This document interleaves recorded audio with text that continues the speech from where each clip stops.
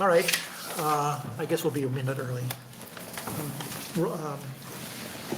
Call to order the October meeting of the Nebraska Economic Forecasting Advisory Board. Roll call, please. Mr. Dykert? Here. Ms. Anderson? Here. Mr. Bourne? Here. Mr. Henning? Yes. Mr. Karp? Here. Mr. King? Here. Mr. McGinnis? Here. Mr. Oshner? Here. Mr. Saline? Here. 9 members present. Next on the agenda is you should have all received a copy of the minutes for our February 28th meeting. Is there a motion to approve the minutes? So motion. Second. Roll call vote. Ms. Anderson? Yes. Mr. Bourne? Yes. Mr. Dykert? Yes. Mr. Henning? Yes. Mr. Karp? Yes. Mr. King? Yes. Mr. McGinnis? Yes. Mr. Oshner? Yes. Mr. Saline? Yes. Motion carries. Next on the agenda is the nomination for the chair for a 2-year term for the chair of the Forecasting Advisory Board. Mr. Chairman, I would move that we nominate you, Jerry Dykert, for re-election as the chair of the Roll call vote then? Mr. Bourne? Yes. Mr. Dykert? Yes. Mr. Henning? Yes. Mr. Karp? Yes. Mr. King? Yes. Mr. McGinnis? Yes. Mr. Oshner? Yes. Mr. Saline? Yes. Ms. Anderson? Yes. So thank you all. I will then continue for this next 2 years. Next on the agenda is the nomination of the vice chair. I'll nominate Richard McGinnis. Is there a second for Second. roll call vote then, please? Mr. Dykert? Yes. Mr. Henning? Yes. Mr. Karp? Yes. Mr. King? Yes. Mr. McGinnis? I'm going to abstain. Okay. Mr. Oshner? Yes. Mr. Saline? Yes. Ms. Anderson? Yes. Mr. Bourne? Yes. You didn't want to sway the vote, Richard?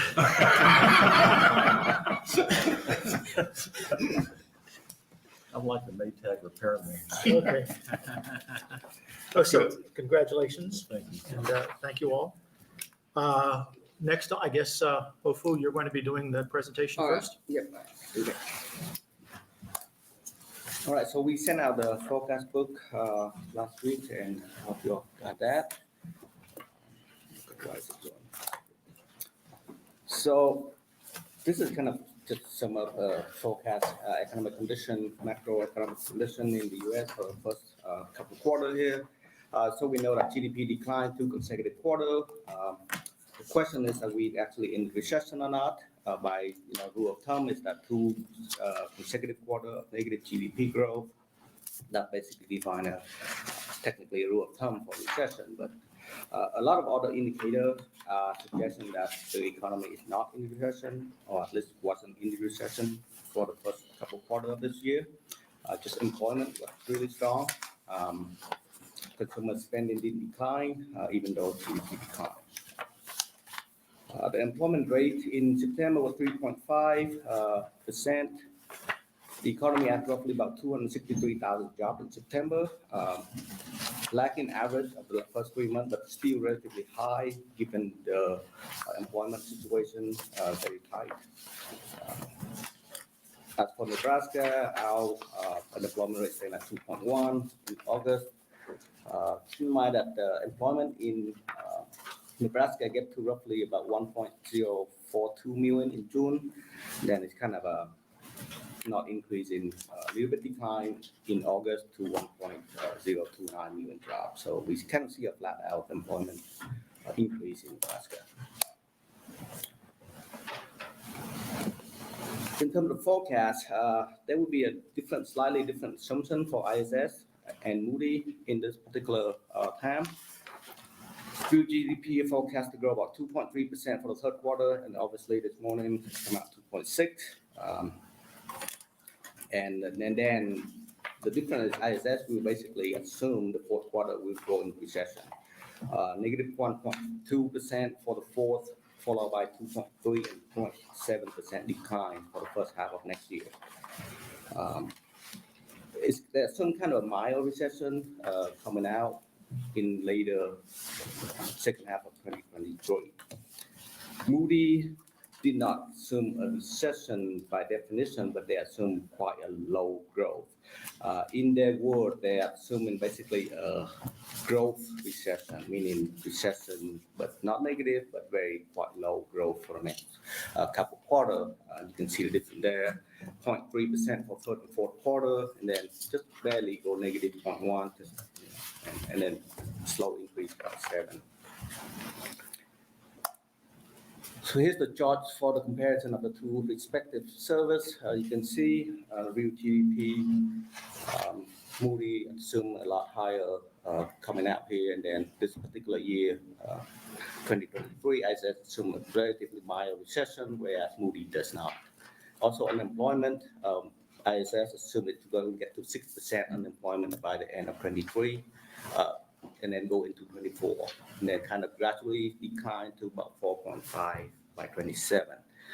Moody doesn't do that aggressively, but again, there have a little tick here and there, but mostly remain labor market to continue to be strong from Moody forecast. In terms of monetary policy, both services kind of assume the same thing, roughly 4.5 to 4.75 base interest rate by March of next year. So basically both of them are at 75 in next week, 50 basis point in December, and then another quarter point back in January of next year, and then kind of stay there for the remainder of the year until inflation actually go back down. That's the thinking right now. Things might change. The Fed come out and pretty strongly suggest that they're gonna raise rate until they see some significant decrease, sign of decrease in inflation. So, and I think both services took that pretty seriously, and then they degrade their forecast. Here's the business cycle. You can see we all put this on thanks to the remark from the ED. So this is kind of that's the Nebraska line. You see, I mean, we kind of flat out over the last couple of months. Then the U.S. kind of about to flat out. So maybe the economy is actually slowing a little bit just for inflation to cool back. Just a historical data on non-motor vehicles net taxable sales. This translates directly to sales tax revenue. You can see up until the recession of not recession, until the COVID hit, I mean, you see kind of increase, but if you put a line through this, it's pretty flat, and you know, the slope is lower, but then since this point on, the slope get a lot bigger, higher, steeper, meaning a faster growth. So our forecast basically, you know, kind of having the slope go back a little flatter, which reflect in our forecast of sales tax, you will see later on. We just think that this is maybe just either the stimulus money gets spent and make up demand from recession. That's growth rate we think is unsustainable in the long run. In terms of payroll, same thing, kind of see a tick down a little bit on the back end here, but it's quite too early to tell. It's only a couple of months, but there's some sign there. So, how did last year end it? Fiscal year 21-22, this is table kind of show the change in the actual of fiscal year ending 22 versus fiscal year end 21. You can see sales tax increased about 5.8%. It's supposed to be a lot bigger. The growth is actually 10%, but refund a little bit bigger than anticipated. I should say that we anticipate a bigger refund. It's just bigger than previous year. Individual income tax, see we grow about 3.4%, where withholding increase 10%, 9.3%. That's a significant increase. Final payment increase, estimated payment increase, refund also increased. That's because some of the PTC get kicked in a lot higher value, so refund is increasing faster. One note about the final payment here is in 2021, we have 2 months of April. Recall that when they shift the money from April to May, that's in here. So technically, fiscal year 2021 have 2 months of April in normal year. Whereas 21, 22 did not, but it still ended higher. And we don't exactly have the data to back up the why that is yet, but a lot of indication point to a very high realization of capital gain for the tax year. Last year, toward the end of the year, the Biden administration kind of talked about the increase in the tax rate of the following year. Therefore, some people might have cashed in before anticipated rate to increase this year. So that play in a role there. I think that's the main reason why we missed the forecast so bad. And then corporate income tax increased very significant, 715 million. Corporate obviously have a lot of cash built up right now. It's still extremely strong. Then miscellaneous pretty much go in line. So overall, the fiscal year we anticipated when we did the forecast, we anticipated it's going to be lower than previous year just because the fact that the previous year have 2 April. It didn't work out, but not just that, it's increased about 400 million. Yes. For the period 21-22 on individual income, 3.47%. What were we benchmarking in inflation against? What was that number during that period of time? This is actual data, right? So whatever inflation is last year, it is what it is. You know off the top of your head? Last year, what started to get high at the end of the year, about 4 or 5% by the end of the year, I believe. And then it's dragged up to 8% sometime this year. But inflation tend to not fluctuate individual income that much as sales tax. Because technically our individual income tax is bracketed against inflation. So assuming your salary, wage and salary increase at the rate of inflation, it should work out. And how much of the, what is it, 550 million or so of the school credit, how much of that was claimed? How much of that was in the fiscal year ending 22? Roughly 350 million, somewhere in that neighborhood, 340, 350 million. So about 70%, 60%? 60 few percent, yes. Okay. So that would be included in, Yes. okay. In the forecast, I will touch that. It's out of the forecast, but it's included. In Yeah, it's total. included, but I will touch on that when I do the forecast for a couple of years too. So yeah, it's all in there. That's why when we see the increase we did, it kind of surprised all Yeah, of us. so that increase is Yeah. really, if all the credits had been claimed, we wouldn't have an increase. Yes. This is kind of component income. This is last year. Technically, we put another column here, but we just don't have the data for yet. I believe I include this in note there. So we've been talking to some others. The main focus is capital gain, right? So in 2022 tax year, there's roughly about 3.1 billion in capital gain realization up to about August of the tax year. Then we've been talking to some of the states who have relatively early data on capital gain. And they're seeing roughly about 65-70% increase versus for tax year 21 versus tax year 20.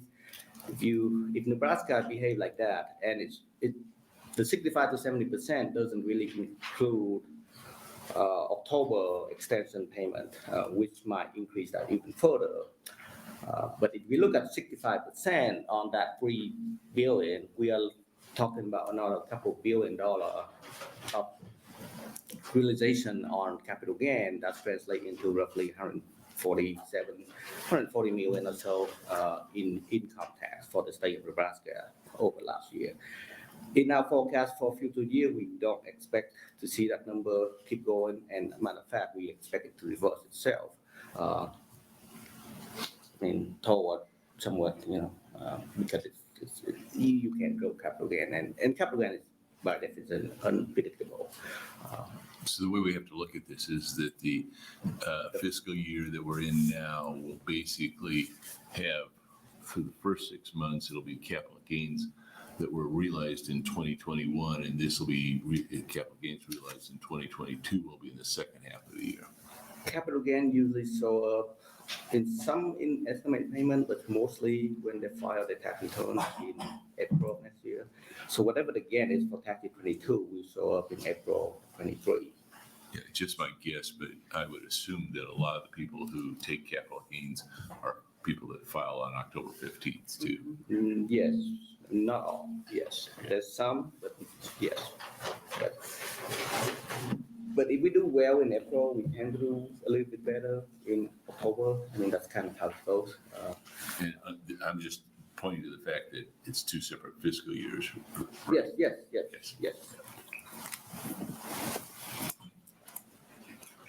How did our forecast do? Currently, again, keep in mind this forecast was done back in February. We didn't know anything about April payment, so it's quite low. 7 year tax, we tracking pretty okay. We're about 20 million up compared to the forecast. 40 million up for individual corporation is the major issue here. We are about 60 million in corporate income tax. Miscellaneous, we are about 19, and that's basically the reason. Usually we do very well on miscellaneous because it's very much predictable, except this time on the cash flow when we do it, we kind of messed up on one adjustment that happened on September of last year of negative 8 million, and it gets subtracted. Last year was so low, therefore we missed that when we do the cash flow projection where it should be higher. So it's included in the forecast this time. So. Any guess why the corporate income tax was so much better than we thought it would be? Because when we present the forecast last February, corporate income tax was pretty high, and we just didn't think it's going to stay there, and so the forecast become lower. But now with the corporate cash staying so high, and the profits doesn't seem to decline quite yet. We were surprised at September estimated payment. We got a very significant amount of money on corporate payment. We expected to go down versus last year.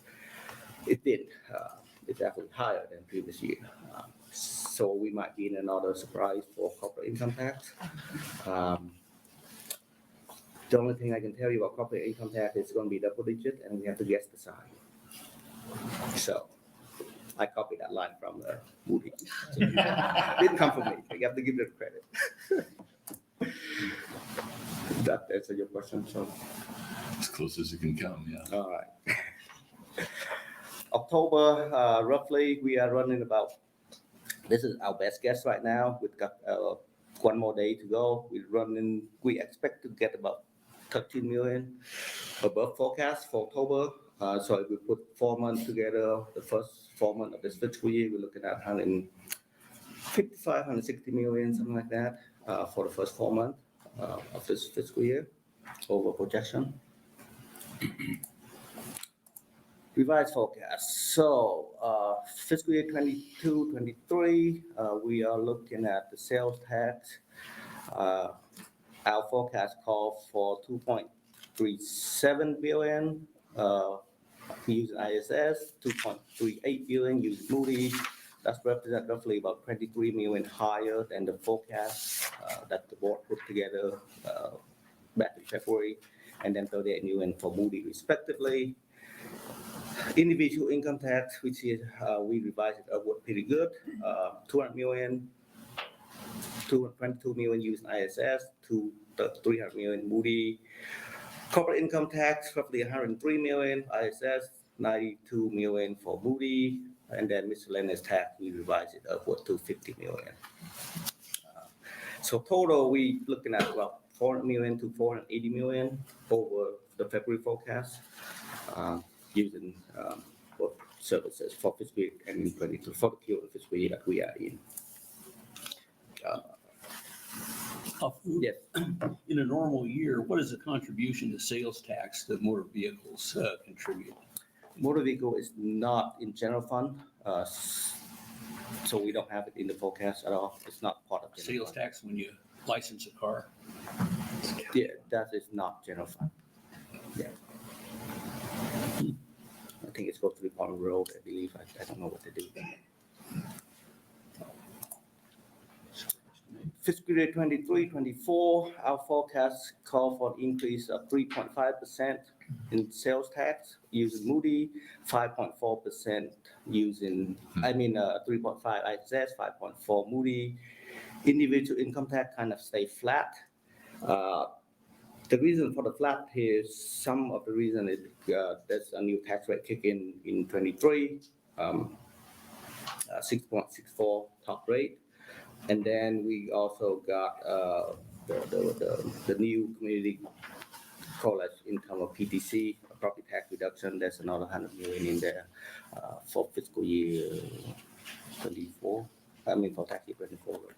So it's got built up in there. So you see a flat income tax, but technically some of that is accounted for because of the lower rate and the higher PTC for the community tax college. So how much of that is accounting for the rate, and how much, if we were apples to apples, would you say that the individual income tax rate would grow by?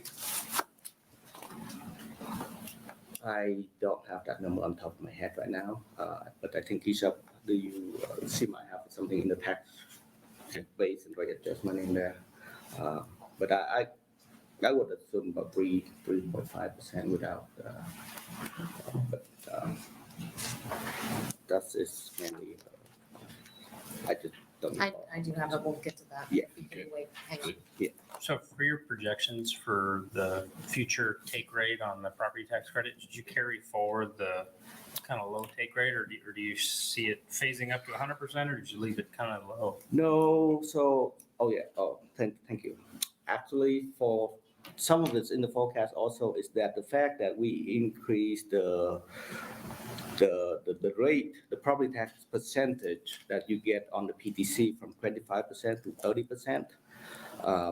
So even though if nobody new coming in, you will see that 350 million become a bigger number just because they're going to get a 30% instead of 25% now. But then there's some new people we anticipate going to kick in. So I believe it's going to be higher than the take-up rate right now that we have growth 360, 370 million by the end of the tax year period. So next year we might see that pick up to, closer to the 548 million that was set in the statute. And that's what we hope to see. Do you see people refiling? I mean, There's some of to that. claim it? Yes. Is that significant or not significant? There is people submitting the PTC Act form, which is for the last couple of years. I don't have the statistics with me, but we do see an uptick in October number refund, individual income tax refund. We do that to see an uptick in that quite significant. But again, some of that might be to extension filer and then reclaim of the PTC also. But we make it very easy for taxpayer to reclaim that money. Very simple form. So we expect that to increase. I would say for the average person, it's really difficult to claim that real estate refund unless they're working with a tax preparation service. I mean, you're highly educated. All of us around here in this whole room are very highly educated, and we certainly understand to a certain degree the tax law, at least where it may benefit us. But for the average person in Nebraska, unless they have tax service helping them, I think it's a challenge. It's a real struggle. It is, and I think there's some ongoing effort by the department to try to tell some of the software developers to make their software more clear, to help everybody who ever filed their tax return can see that up front. And TurboTax. Yeah, Nebraska is a small state, so I don't know how much. Yeah, TurboTax completely missed it. So Some of those people basically they don't know it exists. And then you start to get the word around, like some are a trend, they don't see it, then we tell them, and then they start doing it. And what's the denial rate on that? I only ask because mine was denied due to coding error at the county treasurer's office where they put a date in of 12/31 of the year prior, according to how they're told to do it by the property tax administrator. And and it's not actually when I paid my taxes. So I can't what's the answer denial that. rate I on cannot answer that those? question. I don't know. Yeah. So I mean, not all the people who are not collecting that credit are, it's not because they didn't apply or they didn't pay property taxes in that year. There's a coding problem at the county treasurer's offices that I think is also creating a refund issue there. Looks like it's about 11%. I don't know the answer to that. Sorry. All right, continue on. Fiscal year 24, I think I got down to, so income tax stay flat, corporate income tax, slight increase. We go, so we think corporation will eventually spend up their cash. So eventually the trend will go back down, but we take it down a lot slower this time, just to see where it end up. Because like I say, it's a very challenge to kind of see where corporate income tax is going. Miscellaneous, about 6% decline. So year over year, we projected about 6.2 billion net general fund revenue, and then 6.4 for Moody represent really a negative 0.3 and 1.7 growth. Can you give us some color on the gambling revenues that flow through the miscellaneous? Gambling revenue for general fund is very insignificant. So the tax is 20% on the revenue. General fund get about 2% of that. So we're looking at $1 million the fiscal year. So very insignificant. Fiscal year 24-25, things kind of get back to normal. 4.6, 5.3%. Income tax back up to about 3% for ISS, 2.6 for Moody. Corporate income tax for 431 million. And then miscellaneous tax kind of remain where it is. Total net revenue 6.35 versus 6.59 for ISS and Moody. Kind of go through the individual component in the time series fashion so you can see better. This is the gross sales tax revenue. We can see at 21-22, we see a significant increase in the gross, and then we kind of expect it to decline to kind of a normal, sustainable growth. 6.2, 3.1, and 4.1% for the next 3 fiscal year. Net sales tax, this 2-year kind of reversed just because of a refund, and then go back to 3.5 and 4.6. ISS, 5.4 for Moody. Individual income tax, we likely see a negative growth next year just because we just don't think the final payment will be so strong as this year. And the tax cut rate, new tax rate, not some of the estimated payment will get somewhat declined given the new tax code. Withholdings continue to be strong, 10.2% last year. We will have a new withholding table this year, so some of that will reflect here just for the tax cut last year. Then the bracket increase due to inflation. But you can clearly see the difference between ISS and Moody is the assumption of recession versus not exactly a recession. Final payment, we expect to decline about 21% this year, and then stay flat for the next couple of years. The decline is mainly for this particular fiscal year is the PDC for the previous year in 21-22, roughly about 350 million. We expect that number to go up. So final payment will be impacted. So, you get higher credit, you get lower payment to the department. And then kind of stay flat for the next year and then go down a little bit. Again, some of this are for tax cut and community tax credit increase from 100 million to 150 million, and then the rate increase play in here. Estimated kind of stay flat around 470 million. Refund, we will see an increase here because given the 30% credit versus the 25% credit, we expect it to increase about 100 million or so from last year. And then it's kind of stay there,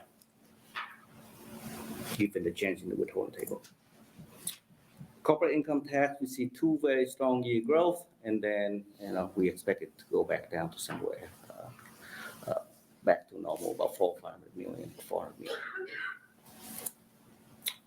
Miscellaneous go up 5.6, and then kind of stay around 560 million. This particular year, I think if you look at it, our interest on investment is pretty high for the next few years there, given the higher interest environment and the balance of the general fund and the cash reserve is very healthy. Hey, well, I had a question about that, because I was looking in, I think I looked in the wrong book, but, and it kind of showed those interest on investments actually going down. For us, 2022, 23 at 67 million, 23, 24 at 51 million, 24, 25 at 38. that's fiscal office. That's our estimate, not the department budget. So they're totally divergent? Yeah, I mean, in our forecast, there is a difference. I mean, we disagree with the department, I think, in terms of just the general trend and interest in investments. We anticipate that the interest rate will decrease, I think, sooner than the Department of Revenue does. And I think it's a combination of the fact that the interest rate will be lower and there will be a bigger spend down on the balances. So the combination is, in general, the interest on investments will be lower, especially going forward, looking forward to 2 fiscal years. So it is quite a big difference between our forecast and the department's forecast. Like, I think this is an ongoing issue, it's kind of depend on, in our forecast, we want to not assume any drawdown because we don't know how those money will be spent out. It's not in statute right now. We have a very healthy general fund revenue, healthy cap reserve, so we don't expect, we don't view into the forecast that money will get spent all the way down or to some level, because we have no idea how that will play out then. And our February forecast is the certified forecast, correct? For this fiscal year? Yes. The February forecast was the certified forecast. So yes. if anything above that's going to go into the balance. It's the It's carried over. It depends. Okay. There's a formula in there now, which Yeah. we Okay.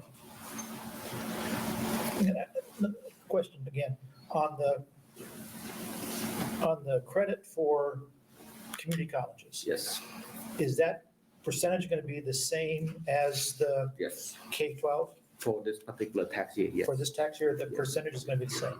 yes, 30%. And is the adjustment the same?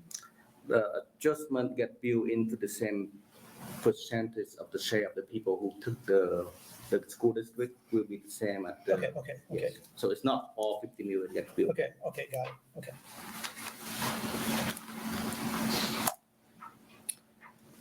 Take me to my last slide here. Total net general fund revenue, I expect to decline 2% for ISS, 0.7% for Moody, kind of stay flat there for ISS, increase about 1.7% for Moody, and then increase 2.4 and 2.7 in the last fiscal year of the forecast horizon. So, you look at from 1920, we go from 4.9 billion all the way to 6.34 billion last year. That's a significant increase. And then kind of have a slower increase for the next few years. At that growth rate, I think it's unsustainable. Revenue continue to grow little bit. So that's all I have. Any question? One more question. Yes. You mentioned that there's a graph that you had where you're showing the growth rate, and you pointed out rightly the accelerated growth point at. The sales tax, yes. Yeah. Yeah. So, and you said you didn't think that was sustainable Yes. because. Because that's what on the sales tax and during the last couple of years, we have a lot of fiscal stimulus. So people have a lot of money to spend. Fiscal stimulus is assumed to be not a major player for the next couple of years. And if recession is booming, then it's looming, then I think consumer spending on final product will slow. Okay, so I know that there's still a lot of fiscal stimulus that is floating around out there in funds, state funds that haven't been, or federal funds that came to the state that haven't been spent yet. Right, but not in the direct to the consumer. It's not direct. Indirectly to the consumer through, assuming that they get paid out of that money to build something or do whatever it is. And it has to be spent by 2025, if I remember correctly, by the end of 2025. But assuming for a second that away, is the inflation rate, the inflation hits sales and use tax harder than it does anyplace else, right? Correct. And so we're talking about even in, you're saying it's going to level off even including the inflation. You could. It will level off from the peak now, but I think that's graph.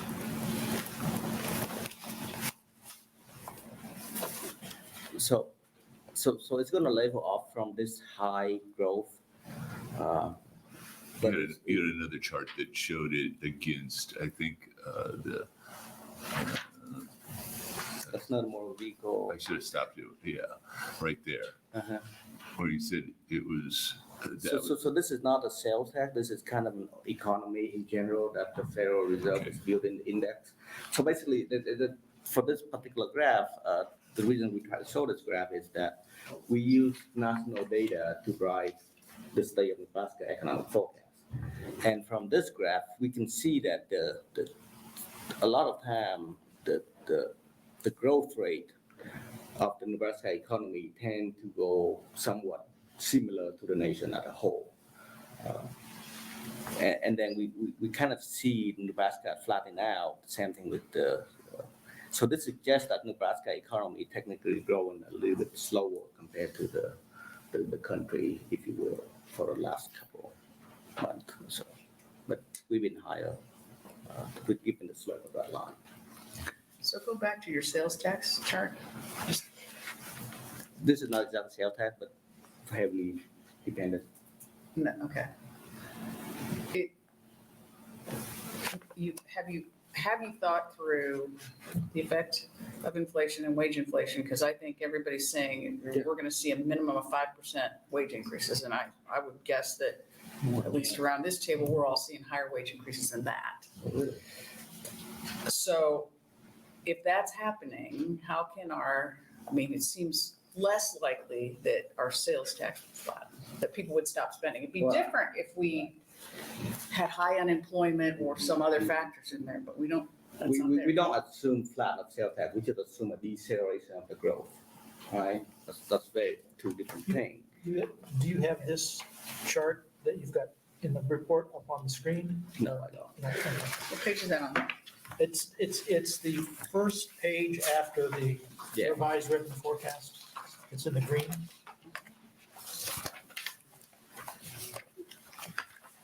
So it's after XII, there's the revised forecast, and then it's the next page on there is the sales and use tax.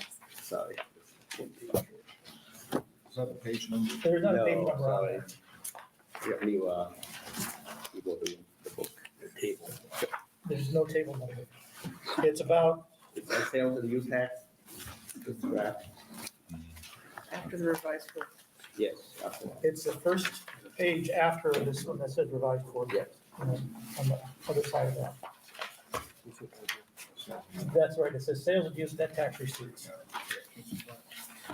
I think that shows what Wolfie's been saying, where the rate of growth has decelerated. Decelerate, not flat.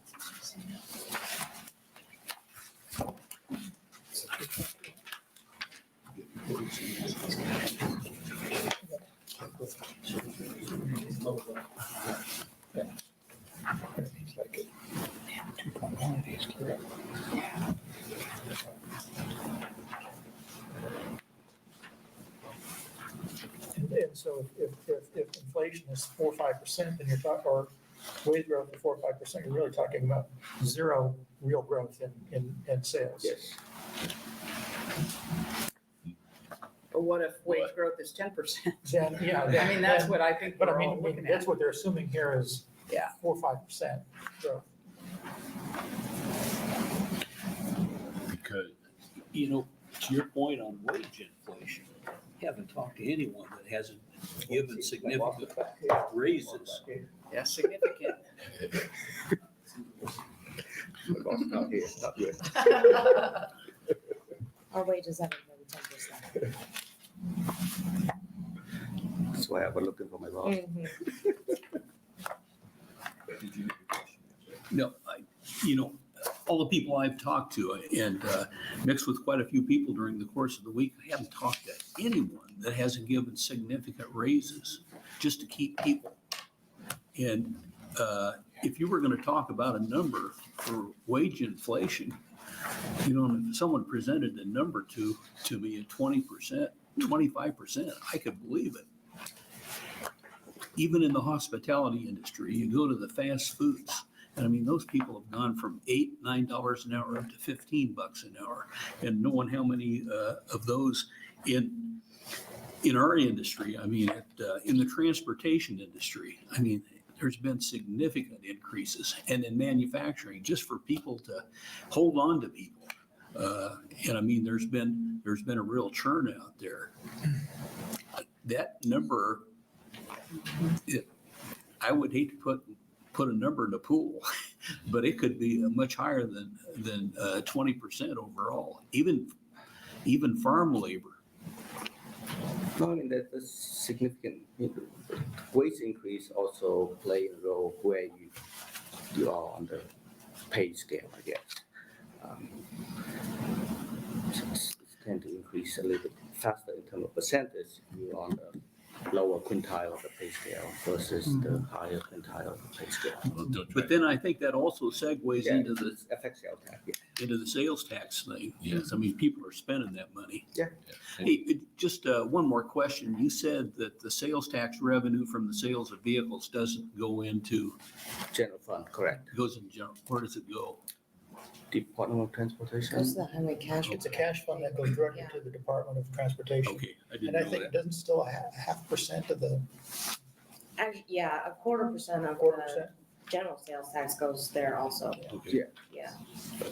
But it's in the refund line. It's Yeah. enough, so this account for that too. Isn't unemployment projected to increase? For the United States, yes. So that'll have an effect.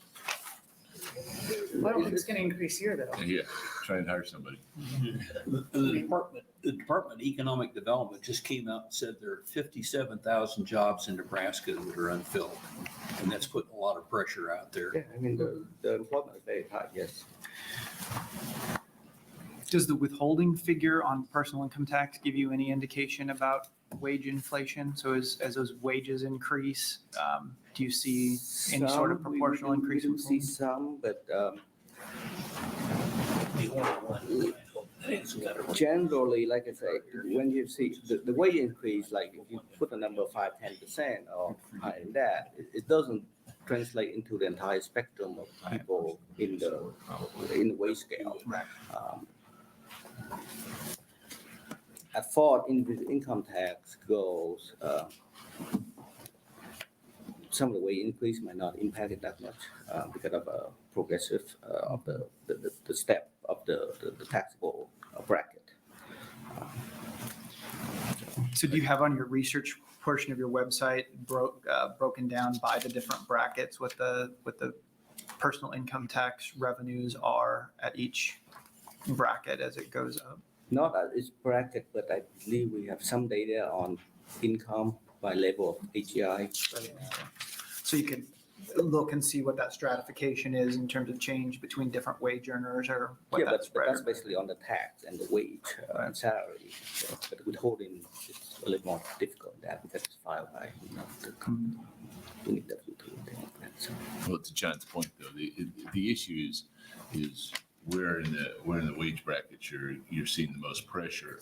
And I would tell you, at least from our experience, it's been just wherever I need to hire, the number goes way higher. Yeah. I mean, I just gave a guy a 50% increase in salary in order to keep him so that he didn't go away for the next guy. So that's become the problem Yeah. right now. Mhm. And he was he was a high payer. He was one of my highest paid people, so.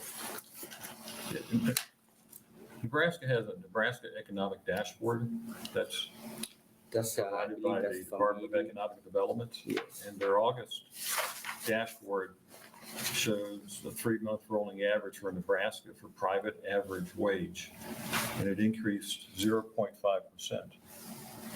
So I'm just, these statistics are suggesting that even though I believe in terms of the difficulty of keeping people and hiring people, if you just take a look at the dashboard, You it's see that, I'm gonna. I was gonna say, What was that period, Richard? yeah, and what was the period again? Was that a month or Yeah, running 12 months? I'm guessing. That's right. 3-month rolling average, August 2022 to August 2021. But for what period is? Which period in that? That's August 21 to August 20. Is that an annual increase or a monthly increase? No, that's an annual increase. You just said 3-month rolling average. Well, it's a 3-month rolling average annual increase. Is 0.5%? There's no way. That can't That's be what it right. says, and national is 0.6%. It's not that big. I don't know whose that is, but that can't be right. That's zero. That's, yeah, that's zero. And I mean, from one end of the pay scale to the other, that's not right. I think it might be somewhere. I don't create the between statistics, I just, in fact, some of you were supposed to be getting this also from Dave, so. Dave, Dearmont?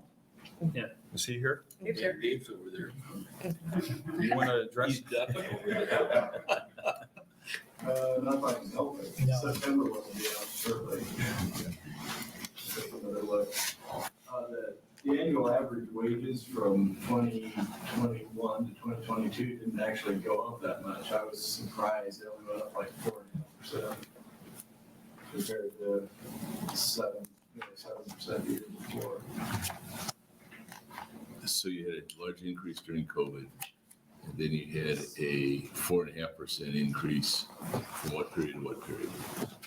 That was calendar year 24.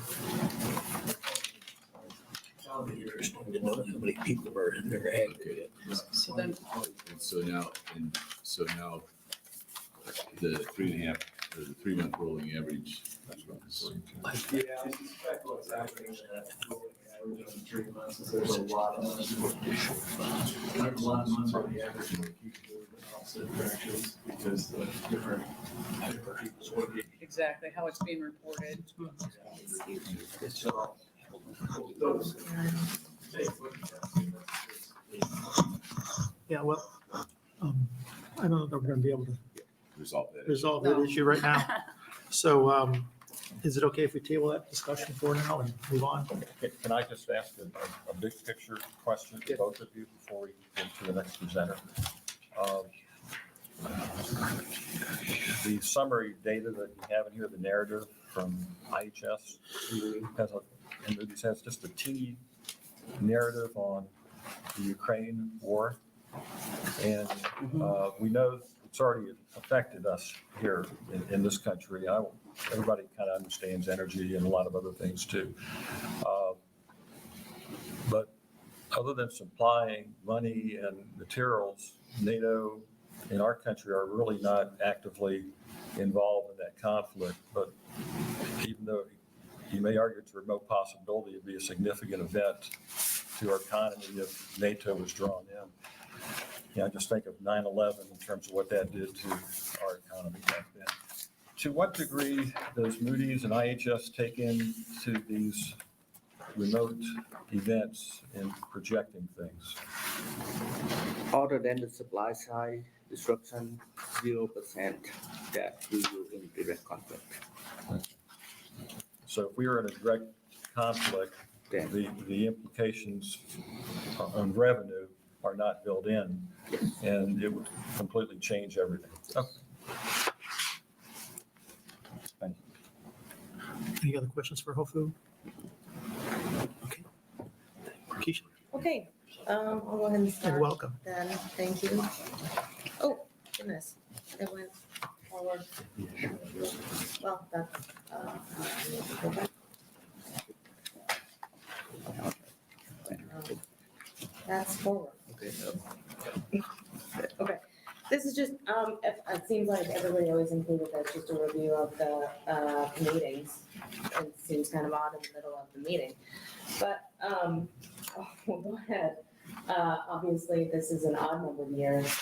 So we'll have all three meetings, October meeting, we'll review the current year and then set the next two fiscal years, which will be for fiscal year 23-24 and 24-25, going into those two fiscal years. So Walter covered this a little bit, the fiscal year 21-22 revenue performance.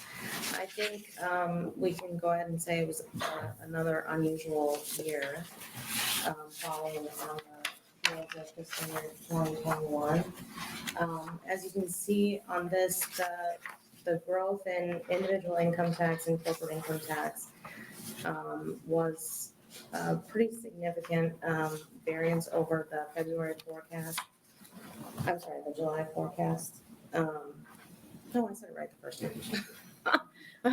I'm confusing myself. From the February forecast, and there was an overall variance of 10% from February.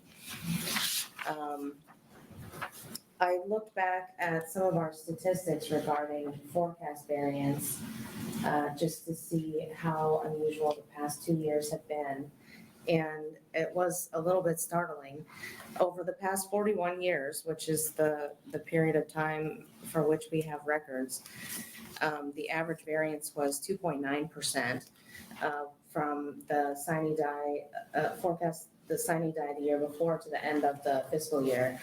The last 2 years, however, changed that average substantially. If you take those 2 years out, it was only 1.6%. So they increased the variance percentage over a 41-year period from 1.6 to 2.9. Because last year alone was 30.1% variance from the forecast the prior year, and the year before was 19.2. So I think that our forecast the past 2 years has been an interesting experience. Of course, I wasn't here, so I wasn't involved. But I did think it was an interesting statistic. And like I said, there was a considerable increase in income tax during that period of time from the February forecast to the end of the fiscal year, which Waffle was covered quite a bit. So, this is our year to date. So he was a day ahead of me with 2 days left. The net receipts were 23 million above forecast for October, but he's estimated. Yeah, I'm estimating 13 for October with 1 day left. But this does show the first 3 months are actuals, obviously, and you can see that for those 3 months it's about $46 million. Was there a lot of money spent refunded in 1 day? Is that how? We have a lot of reporting billing for today and Monday. Mhm. We kind of know what today is already in our projection. They will get on Monday. Yeah, there is, for October, with 2 days left, there was 17 million left in the projection, yet to come in. So if that 17 million doesn't all come in those 2 days, So then. we should believe you, not her. Your call. Well, no. it's a $10 million difference. Who's got the most accurate? I mean, really? We got the data. So I looked at it this morning, and we're not going to make our withholding for today. So believe him, he's a day ahead of me. Because that, like I said, when I looked, there was 17 million yet from the projection that could come in yet today or Monday. And if it doesn't all come in, then that 23 million is a little bit optimistic. But that's what it was as of yesterday. We did have, our September was pretty good. It was, I look back at what it was over September of last year, it was 16.5% over last year's September. That is not adjusted for inflation. It's not adjusted for differences in the, any kind of rate or base adjustments or anything along those lines, but it was generally higher in every category though, too. I mean, the sales income, corporate, and miscellaneous were all up in September, and cumulatively it was 16.5% higher than last year, September. So when you're saying it's not just by inflation, it includes. It includes inflation, So a lot of that could be just driven by inflation. could be driven by inflation, exactly. Because it's across the board, right? It is across the board, yeah. And I will say that's not true for the other months. July was only up by 2.8%. August was up by 5.8%. And those are not adjusted for inflation either. So you could say that our July and August were perhaps underperforming compared to last year if you would adjust for inflation. So that's, I thought also sort of interesting. They were also up, July was up 1%, August was up 4.8%, and September was up 17.8% over the certified forecast for those months. So this shows the revenue, this is through September, this doesn't include any October figures. Through September, the revenue today by category. And I think Walter went through this pretty well too. It does show, if you go down to the net receipts, there's a more significant increase in corporate income tax and miscellaneous categories. And as he said, I will agree on this one. It is probably a lot of interest in the miscellaneous category. And corporate income tax is the same discussion, but it's coming in higher than the projections because it just simply hasn't declined. We haven't seen the decline that we were anticipating. This is a slide of our forecast for fiscal year 23, 24, and 25. And this does include the rate and base adjusted growth for these forecasts that you mentioned earlier, Steve. So our forecast, it does also include in the center section kind of a comparison of our forecast versus the Department of Revenue's forecast. Generally, for all 3 years, we're lower in sales tax forecasts and miscellaneous tax forecasts, and higher in the two individual income tax categories. The miscellaneous tax forecast, the difference on that is because of what was discussed earlier related to the interest on investments assumptions. We built into our model assumptions that the interest rate will increase, but it will decrease sooner, and that the balance on which those interest on investments is applied is drawn down. So that is a much lower number in our model than it is in the departments. And as far as the rate and base adjusted growth, you'll see that these numbers do account for the legislation that was passed this past session and in prior sessions. These take into account several bills that have been enacted, one of the largest of which is LB 873, which amended the property tax credit, but also included the reduction in the individual income tax rate and the corporate income tax rate, and it also exempted, fully enacted the exemption on Social Security income. It I guess accelerated that phase in of that exemption. So the total impact of that legislation is accounted for in these, or of all of those changes are accounted for in the rate and base adjusted growth there. So this is meant to just show what the difference in the forecast is, accounting for all of those changes, what the changes are, just on a pure economic basis. It does not adjust for inflation, however, that is still factored into these numbers. But it does account for any kind of legislative change that's enacted that would affect these particular fiscal years. So you can see that In most of the categories, there's still an increase. Sales tax is, approximately 3.4, 3.8% for this year yet, upwards of 4% next year, and just below 4% the year after. And then individual income tax is about 4.5%, and then over 5% next year. There is a reduction in corporate income tax. We are also assuming a reduction in corporate income tax. With the rate and base adjusted growth, it does show us a negative, almost negative 9%, and then negative 11 the following year, and then it is an increase the following year, making adjustments for all of those changes.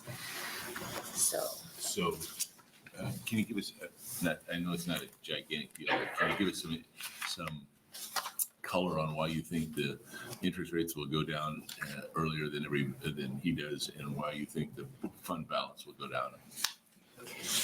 Yeah, and I guess I will get to this a little bit later in my slides, but I can talk about it sooner if you want. I think generally in our forecast, we have a assumption that the recession will not be as severe, that it may not even be a true recession. It will just be like a more mild event. And so we don't, I guess the assumptions are that it will be more through this fiscal year, that there may be higher interest rates and maybe slightly increasing in unemployment, and inflation will continue. But by the end of this fiscal year, by the end of fiscal year 23, things will start to be improving.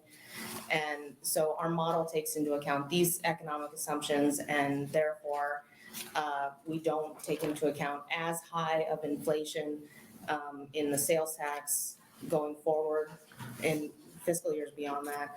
And we have a better picture, or I say a more optimistic picture of income tax in fiscal years going forward as well, because we don't see the same economic indicators of as strong of a recession as the department does, I guess. How does that spend down the base that the interest is earned on? That would require legislative action. So you're assuming legislative action? We are assuming legislative action will spend down the base.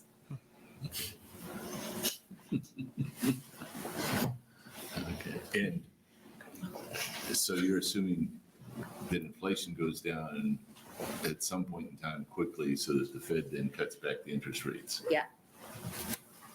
Okay.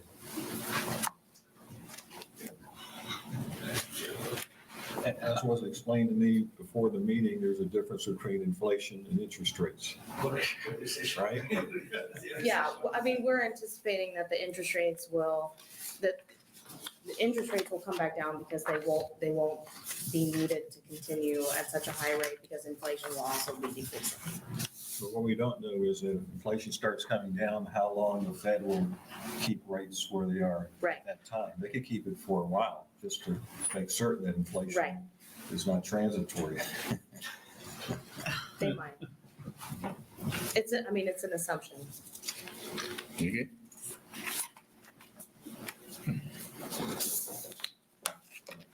Okay. So this is the basics of our forecast. And just for your reference, I think there's a description of this in the report also, but the impact of legislation that's been enacted for fiscal year 24 is about not quite $250 million, which is accounted for in this forecast. And then for fiscal year 25, it's $590 million, which of course is already included and accounted for in these rate and base adjusted growth numbers as well. So in this, we've already talked about also, but it seems like it was always included in the discussion since it was enacted, so I thought I'd just include it.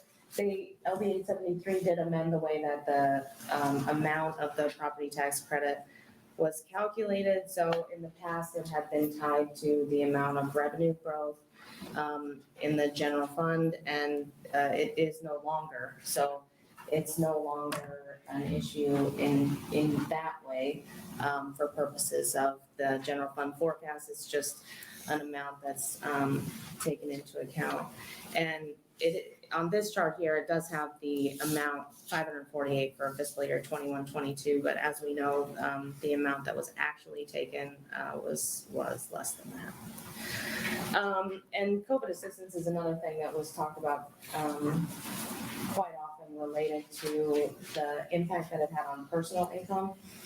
And this, I think, is an interesting chart from IHS Market, the one on the left, shows the U.S. COVID support of incomes. This is COVID relief that went directly to personal income, corporate income, and then aid to states. And as you can see, starting in 2022, the decline in the amounts is very noticeable.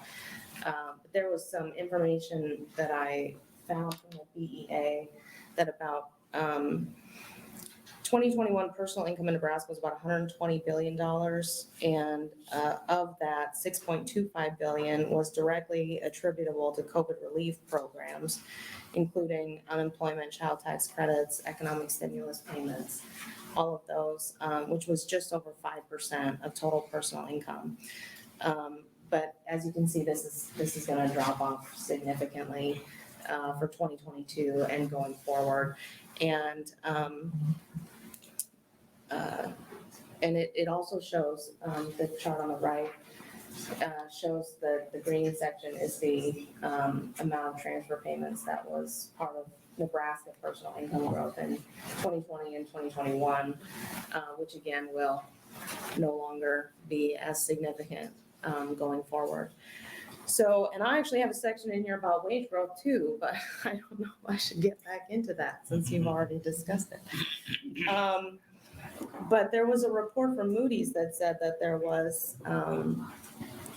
significant, this was from June of 2022, that there was some significant wage growth in hourly wages in Nebraska that did outpace inflation for 2021. But as you discussed earlier, the evidence may not be the same for 2022. And there's some concern generally that even if wage growth increases, household disposable income is actually going down because inflation is outpacing wage growth in many areas. So, and generally in Nebraska, there's been there's been some difficulty attracting workers, and the labor market has been very tight. So that's what I have to add about that. So my last slide, I guess, is just the major factors influencing our forecast, and I already discussed a little bit that I think in general, compared to the Department of Revenue, our forecast is a little bit more optimistic.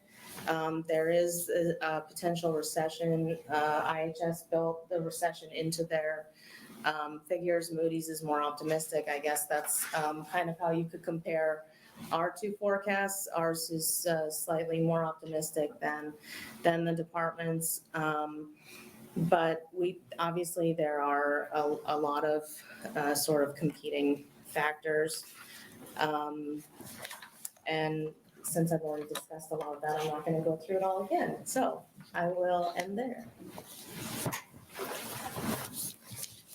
Any questions?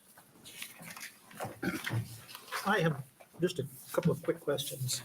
You kind of mentioned it before on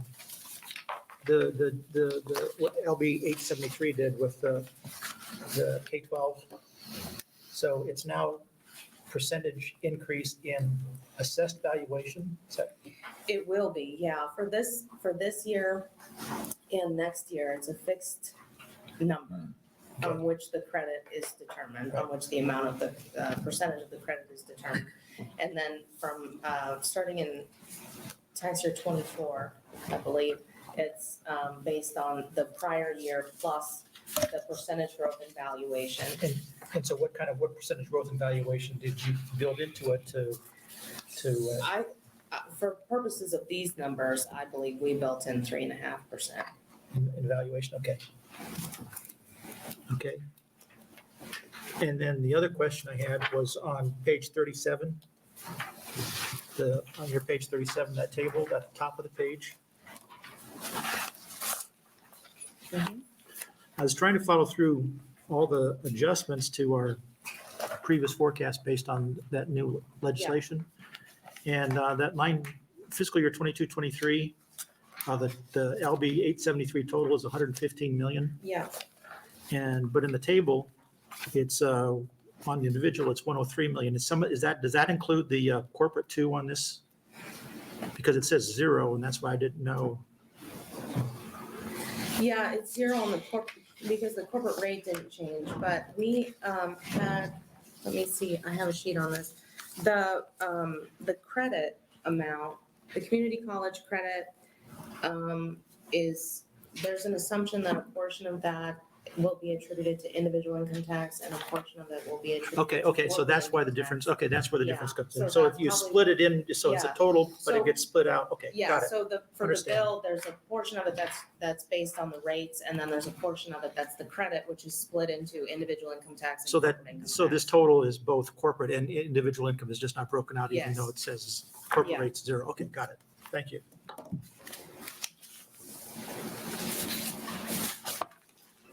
Any other questions?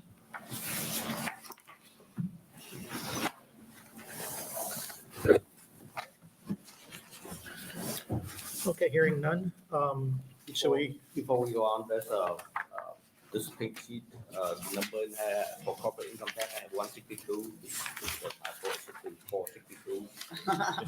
It should be what? 462. Sorry. We're always off, but we're not off of that. We're all.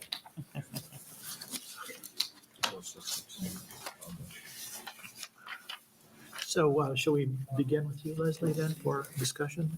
Sure. Omaha area continues to be extremely strong. Labor markets are really tight. There's all kinds of great things happening, big cranes everywhere.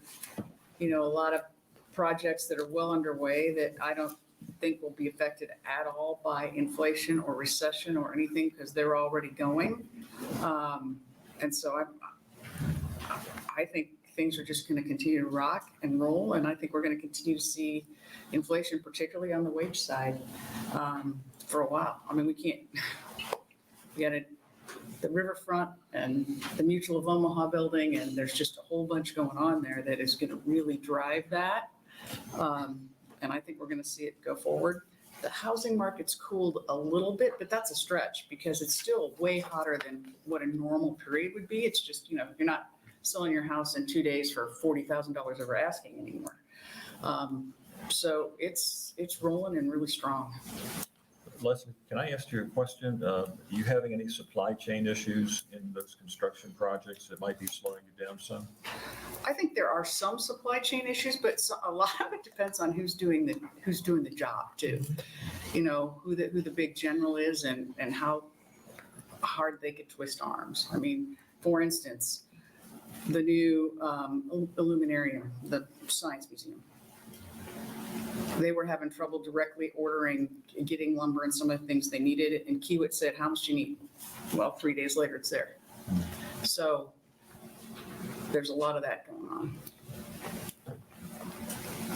I'd agree with Leslie on the wage inflation. We're struggling with what we're going to do with our employees, but it's going to be higher than I think we've already thought. But on that, ag loans and ag customers, there's a lot of money out there yet, even though inputs have increased. The price of the commodities is outpacing that, and bankers I've talked to have had smaller amounts of their lines of credit drawn on this year. We haven't seen it. Normally, this time of year, we've had a big uptick, but it's been kind of a steady, slow increase. But it hasn't been the spike we usually see. So to me, that still indicates that they're living off of selling grain. We've had some pay downs already that we normally don't get till January. So it's coming early. So that's been interesting. There's a lot of money out there yet. Even though we've had a drought statewide, our neck of the woods hasn't been as bad as like where Zach's out west. But we're still seeing great yields than I think everyone was anticipating. I think everyone thought yields would be lower. I'll wait for Zach to make his comments, but for us, yields have been good. Leslie's already talked a little bit about what's going on in Omaha. I'd echo what she said. I'd also, there's a lot of things that are going on in the economy right now. Inflation is I think worked its way into the wage, and it's really hard in the wage base, and it's really hard to beat it out of the wage base once it gets into the wage base. That worries me a lot, and I see it kind of rolling forward, and that affects our gross, since we're doing gross numbers rather than inflation adjusted numbers. It tends to make me think the numbers are going to be bigger, because I don't think inflation is going to go. I'm not quite as optimistic, all due respect. I don't think inflation is going to go away. I mean, let's face it, we're still looking at negative interest rates right now. Inflation is still higher than the Fed rate. I mean, it's kind of a crazy world that we're living in, where everybody's screaming about how high the interest rates are, but you're looking at it and you go, yeah, but inflation's higher than the Fed rate. So I worry. I worry a little bit in the short term, but in the longer term, I think we're a beneficiary of what I would say is a kind of a deglobalization situation, where people are going to be onshoring a lot of the manufacturing. For us in the United States, that means that unemployment it's going to be very difficult to get unemployment very high. So I think we're going to have labor shortages, which then leads to inflation, which pushes things in that direction. And I don't know that we're the beneficiaries or the losers. I mean, we're just better off than everybody else in the world is right now. Sure. Well, in Kearney, things are going well, and you'll certainly have some comments on that too, Tom. Sales tax revenues have been very strong. Construction permits for residential and commercial are steady, no slowdown there. Some of the city construction projects have been deferred because the bids have come in much higher than they anticipated. And there has been some supply chain issues in some construction projects in Kearney. That's why I asked Leslie the question, especially as it relates to concrete and pipe. Otherwise, things are going pretty well. Low unemployment, but there's a struggle to find people for jobs right now. Got to ditto everything you say, Rich. Probably the labor is much tighter than what we'd like to have. We've got the lowest unemployment rate in Nebraska. Nebraska's got the lowest unemployment rate in the nation. So Kearney has got probably the lowest. We're attracting people, from 50, 60 miles out that drive to Kearney every day to work. It's difficult to really comment on housing. House comes for sale and it's gone within a couple days. All the bedroom communities around Kearney within about 30, 35 miles have got a lot of new homes that have been being built. And those communities have really, really come to life, and especially the country there. The harvest is about complete, and overall, the results have been good in our area, as long as there wasn't hail involved and they had plenty of water. And the drought is probably starting to take its toll a little bit. The ranchers and the farmers that raise livestock are pulling cattle in off the range earlier than anticipated, putting them in feedlots. A lot of them are going to market.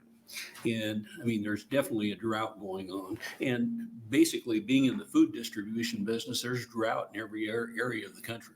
There's drought in every area of the world when it comes right down to it. And so it's something that probably a cyclical phenomena that we're going to experience. The neat part about ag is commodity prices are still good, and that'll be good for the income levels in the outstate for agriculture and everything. Food inflation is just absolutely off the charts. And two contributing factors to that are significant. One is the cost of labor for drivers, and the second thing is the cost of fuel. And we estimate in our industry that probably 50% plus of the cost of inflation is due to the cost of labor and fuel.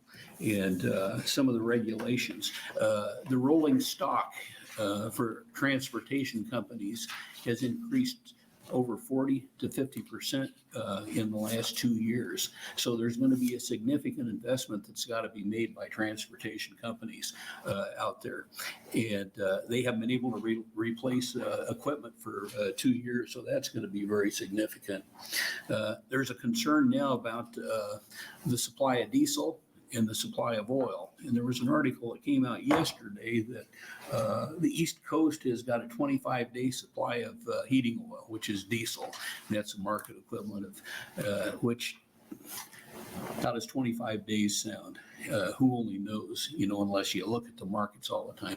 And the diesel inventories out in our area of the country are down lower than what they were a year or two ago. So hopefully, we don't have any challenges there along the line. Supply chain is still an issue, and everyone you talk to that is in distribution, that is probably larger retailers and everything, supply chain is an issue. Pre-pandemic, out of everything we ordered from our suppliers, we would receive 99.5% of it. And today our inbound freight fill rate is running 88%, and it's probably it got down as low as 78, 80%, but still a lot of it has to do with commodities, and the other thing has to do with packaging, and then transportation, labor there along that line. But overall, life is good in Nebraska, and a great place to live, a great place to work, and a great place to come to meetings too. Also, all true. Yeah, so. I could probably just stop right now and say what everybody said is exactly right, but we'll do a little bit. My little corner of the world, the issue is still manpower, better said, probably the lack of it. Customers are wanting more skilled tradespeople, just can't be found. In the regional area around Omaha, this week we're short about 200 construction electricians. Outside line construction, which is a whole separate branch, is somewhat slowed down in the general area, but it's probably more of a end of the year thing. And maybe the utility's not putting as much out as they were. But if you're a lineman, you can go work tomorrow with overtime per diem. All you have to do is head to Florida. And it's probably not too bad. Residential electrical work really hasn't slowed down in the immediate area at this point. One residential contractor I talked to said his biggest builder sold out through September of 23 and has not had anybody back out of a home sale as of this week. He also said one of the major home builders that have moved into the area lately, they have plans on doing 300 houses next year, says they. More projects seem to be coming up, even though some contractors are reporting a few more bidders on each project as compared to last year when it was really going crazy. Electrical contractors are still trying to just take care of their regular customers, and they're being careful on what other work they take on. The state of Nebraska, as everybody has said, has I was at another meeting on Tuesday with Department of Labor, and they have 55,000 job openings on their website. Zach and I were talking about that, and I said, wait a minute, maybe I heard that wrong, and I pulled up Indeed.com, and there's 43,000 on there, so it's pretty close. Local mid-sized architect I talked to says they're fully booked up on work for all of 23.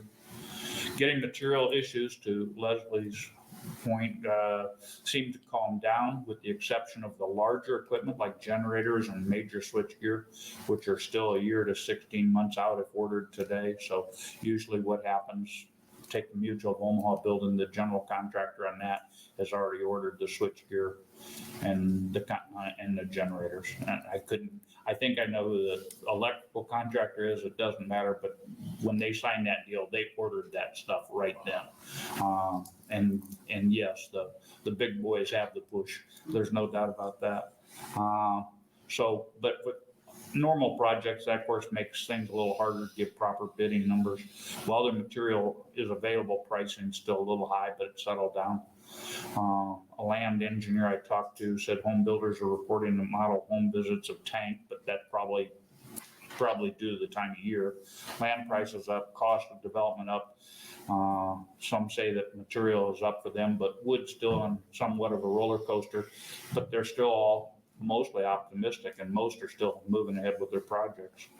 So everybody I talked to said things are good, but, and it's kind of like what the paper's saying, good, but craft beer guys say they're still selling product, but instead of having 3, they're only having 1.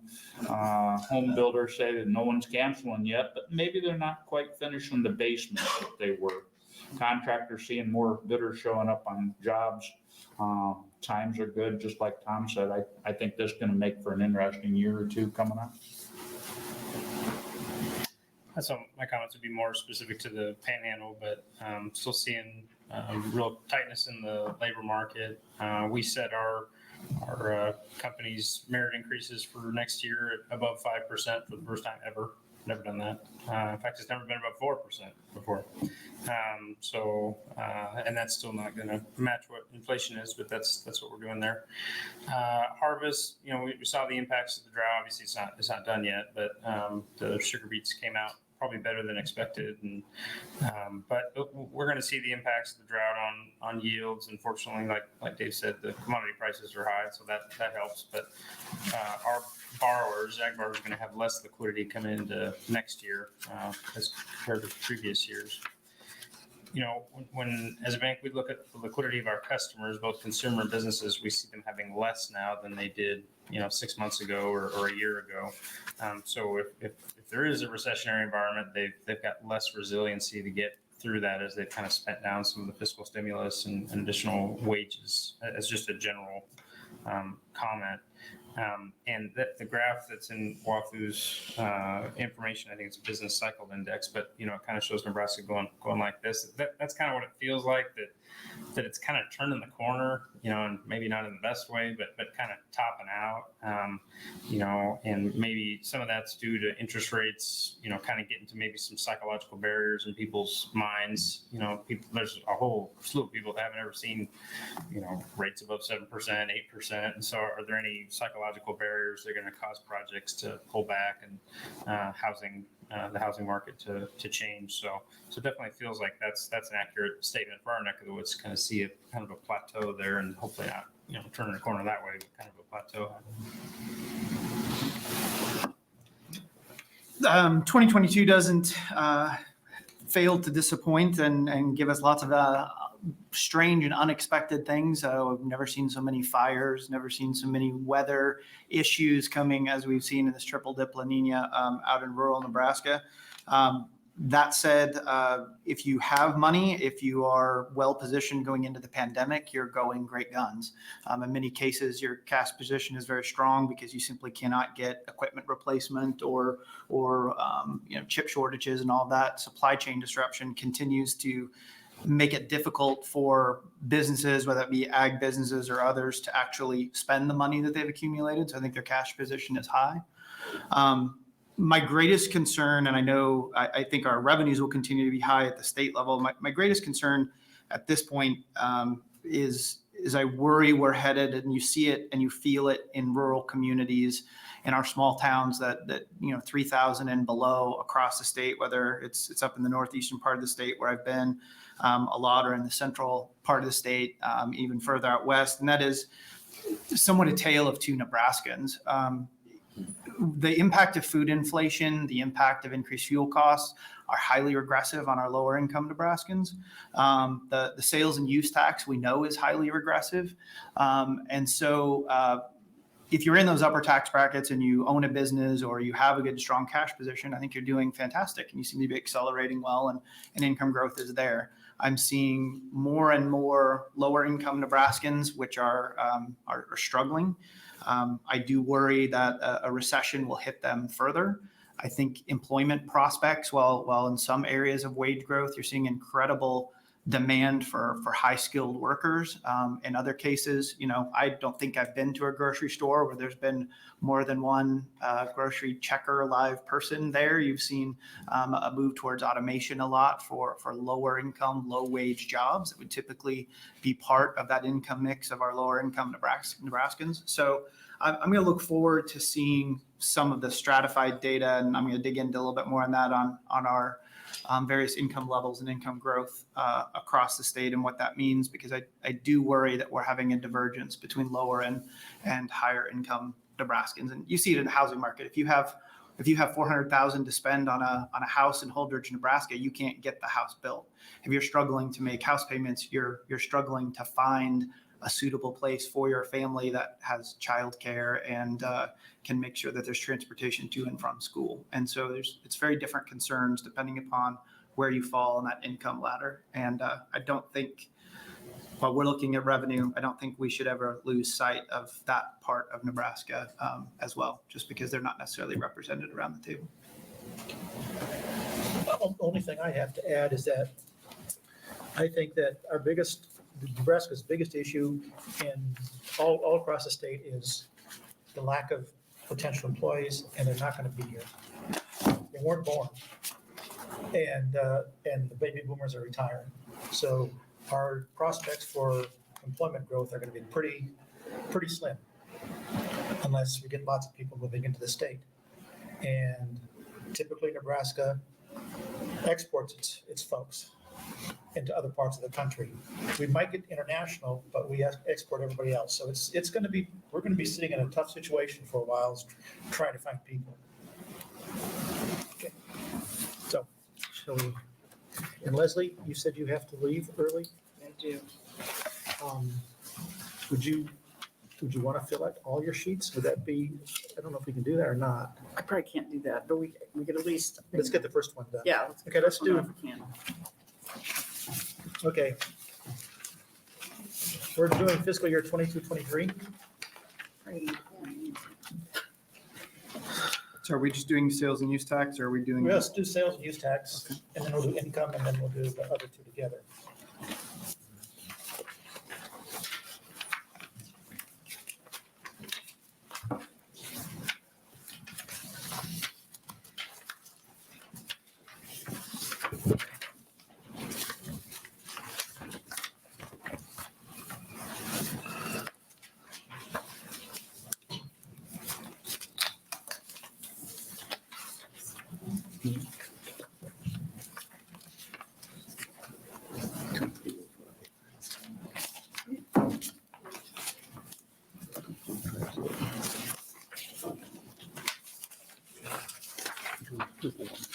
Yes. Do they have? We've got one more.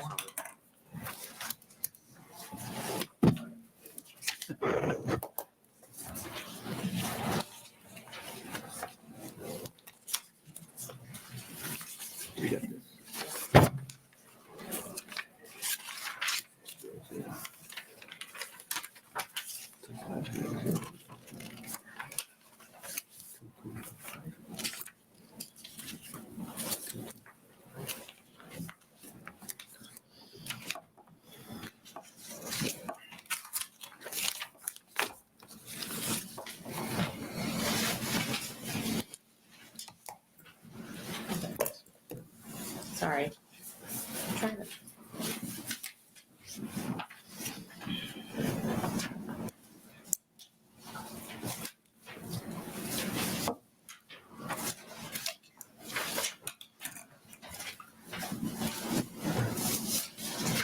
Chairman, I move 2,000,000,004. Second. It's been moved and seconded to set sales and use tax for fiscal year 2022-23 at $2,400,000,000. Any discussion? Roll call vote then?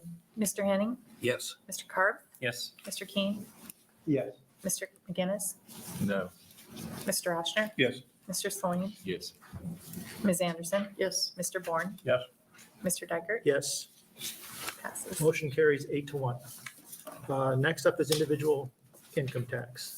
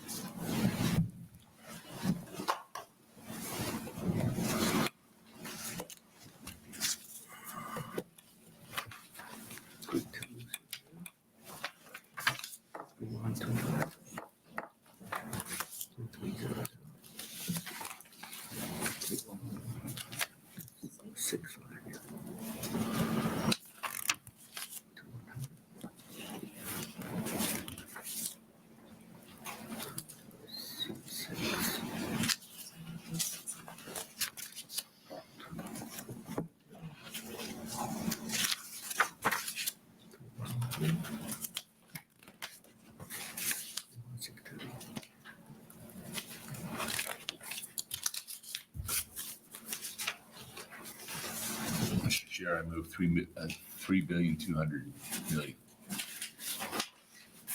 Second.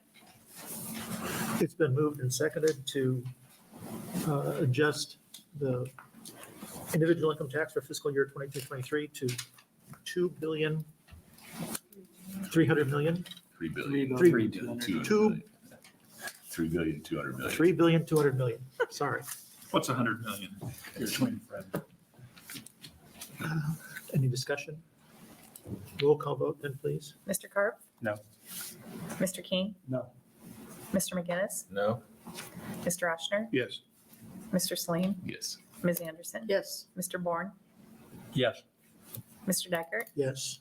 Mr. Henning, Yes. 3 to Motion carries, 5, 3 to 3, what was that?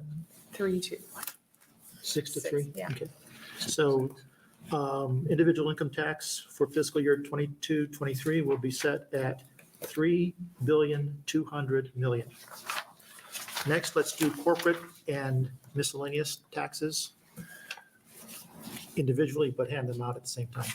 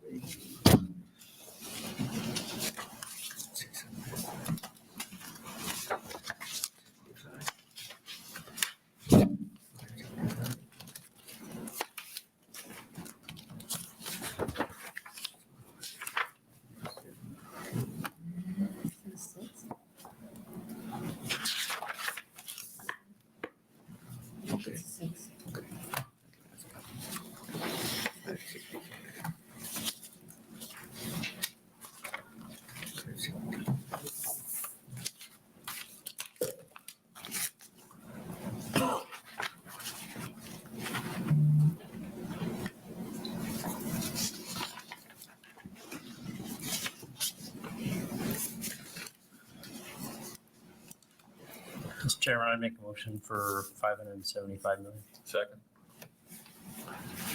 It's been moved and seconded to set corporate income tax for fiscal year 2022-23 at, what was the number again? 575. 575 million. Any discussion? Vote then, please. Mr. Keen, Yes. Mr. McGinnis, Yes. Mr. Oshner, Yes. Mr. Celine, Yes. Ms. Anderson, Yes. Mr. Bourne, Yes. Mr. Dykert, Yes, Mr. Henning, Yes. Mr. Carp, Yes. motion carries. Corporate income tax for fiscal year 2022-23 will be set at 575 million. Next up is miscellaneous.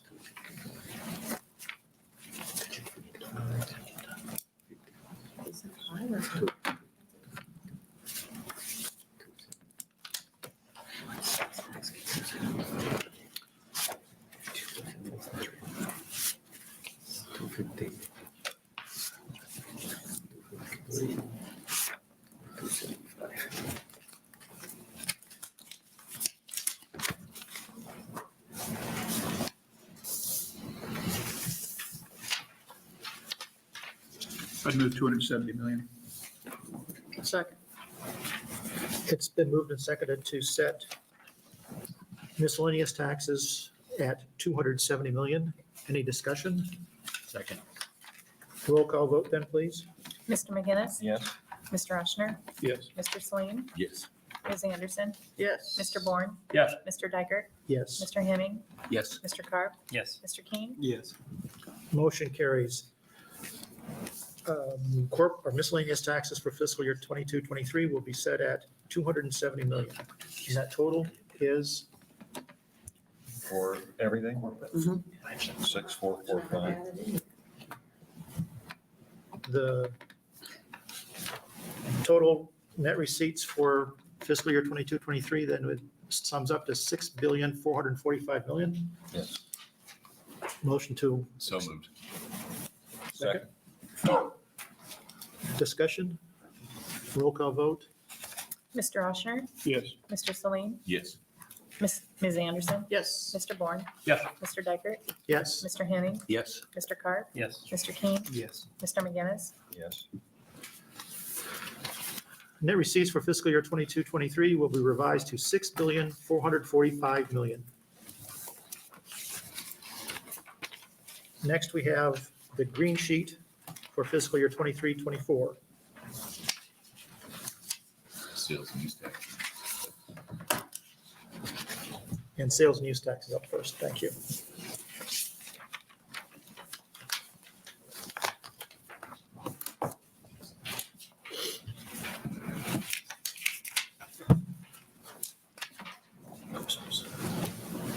She's making up numbers over there.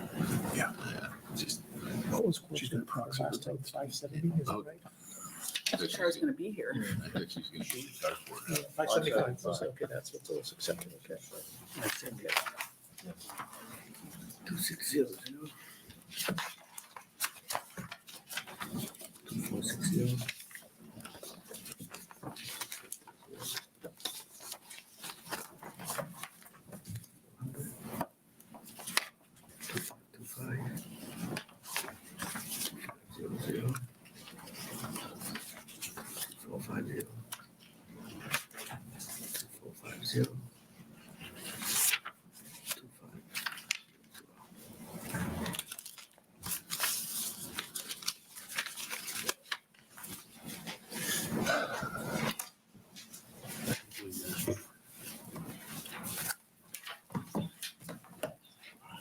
Mr. Chair, I move 2,500 million. Second. Oh, yep. I would be going with mine. Thank you. Okay, it's been moved and seconded to set sales and use tax for fiscal year 22-23 at 2,500 million. Discussion? Mr. Chairman, so as a newer member, I'm just curious, as you look through some of the averages that are on here and some of what we're talking about, where we're talking about amounts that are higher than what that research indicates, is that a typical, is there any cyclical nature to our estimates, or is that not a thing? When you look back at the history of this, Well, yeah, I don't know that it's typical, but on the other hand, I think that, again, this isn't a typical time period that we're in, because I mean, the last 10 years prior to this, we've had stable inflation, price rate increases, we've had pretty much everything going along, and so it's been pretty rare that we've had anything like this, where we've had this much variation. But yeah, it has happened before, I can remember. Okay. But not in the last few years. It's just atypical times, I guess. Thank you. Mr. Chairman, I'd move $2,500,000,000. I think that's already been moved and seconded. We were just in this discussion right now, Okay. and we're up for roll call vote. Any other discussion? If I may just add to comment to Zach, as we, at least I would say, as we went around the table and everyone provided comments about the geographic area, if we got a different message than what is being projected here in terms of, we're real pessimistic, then instead of the numbers being higher than what the sheet shows, it would be lower. So to a certain degree, it's subjective. It is. And what was that, that 2,500, what was, or what percentage increase was that over the previous number? It's about, I'm thinking it's about like 3% or something. Yeah. It's about like 3% over the, so it's really, Less than inflation. it's Right. just not, yeah. So, That's helpful. It assumes that we actually have a recession in real numbers, but inflation overcomes that real numbers. so we're probably, in real terms, we're probably talking not much difference. Right. Yeah. Okay, so any other discussion? Roll call vote then? Mr. Celine, Yes. Ms. Anderson, Yes. Mr. Bourne, Yes. Mr. Dykert, Yes. Mr. Henning, Yes. Mr. Carr, Yes. Mr. King, Yes. Mr. McGinnis, Yes. Mr. Oshner. Yes. Sales and use tax for fiscal year 23-24 will be revised to $2,500,000,000. Next is individual income tax.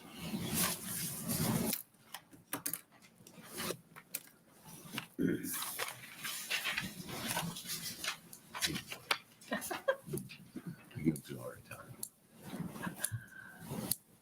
I don't blame it.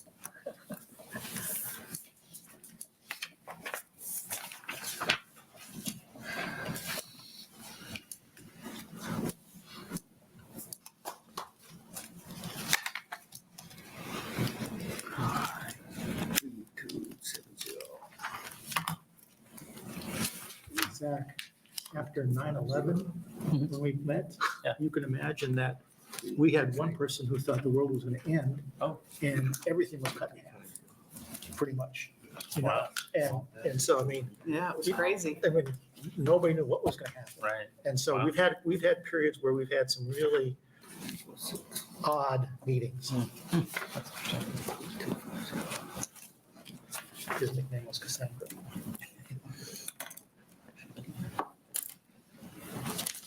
He was a beer distributor. Oh. Sounds strange. Wow. Never breaks it. No, never invited us up to his place either. Mr. Chairman, I would make the motion for $3,250,000,000. Second.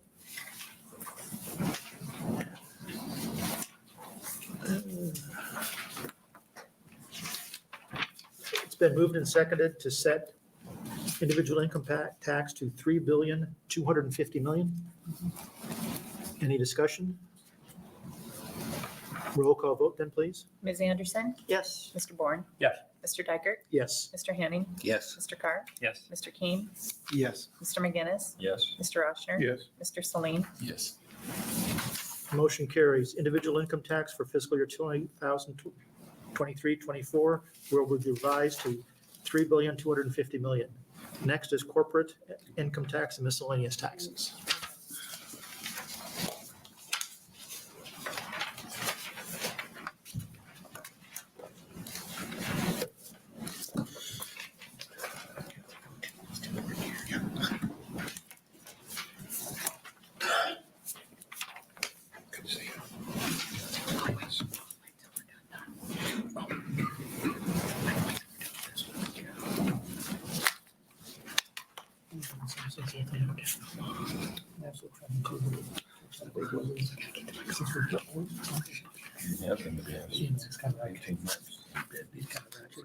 Yeah, I have to do, he asked me.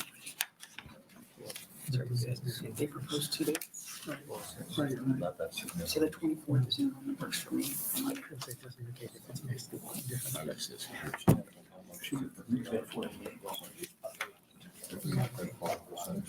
No, I mean, it's like what you're saying. What time is it? When we go to That's why you can't go there either. You have the same conflict I do. I just do what you tell me. I'll tell you what to do in that court. What, are you married twice or It's a little crazy. Work wife. just do what you told? We just rang up. Mr. Chairman, I move 475 million. Second. It's been moved and seconded to adjust corporate income tax for fiscal year 2023-24 to, would you repeat that again, John? 475 million. 475 million. Discussion? Vote then, please. Mr. Bourne, Yes. Mr. Decker, Yes. Mr. Henning, Yes. Mr. Carr, Yes. Mr. King, Yes. Mr. McGinnis, Yes. Mr. Oshner, Yes. Mr. Celine, Yes. Ms. Anderson, Nope. 8-1. Motion carries 8-1. Corporate income tax for fiscal year 23-24 will be revised to 475 million.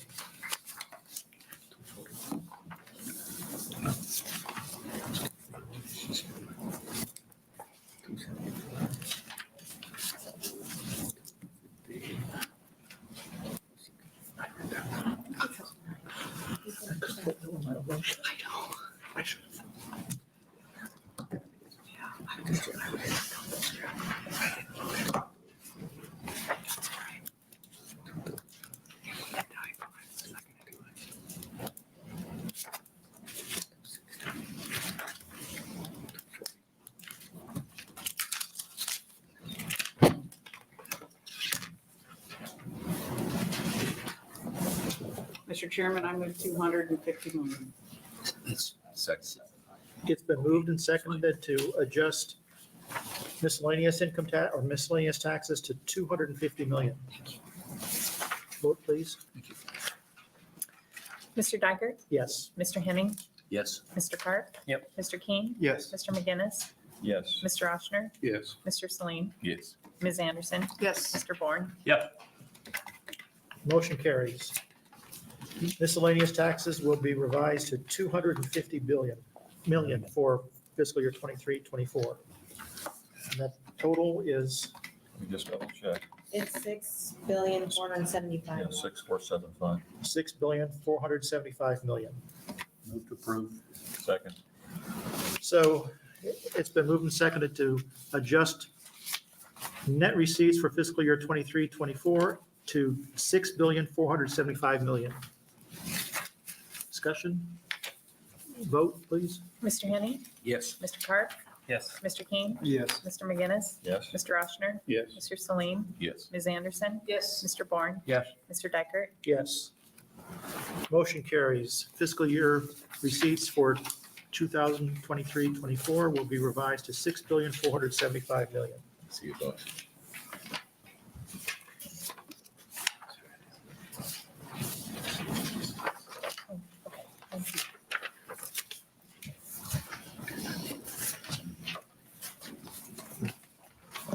You're